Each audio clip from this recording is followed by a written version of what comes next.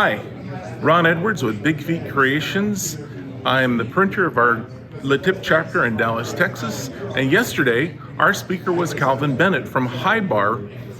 They do construction, roofing, and whatever. And he was explaining how when they do the roofing on an insurance bid, they have to charge the deductible.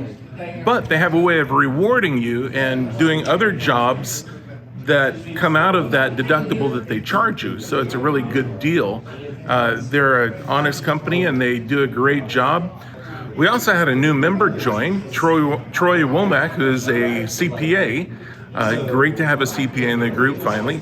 And yesterday was our Halloween costume contest.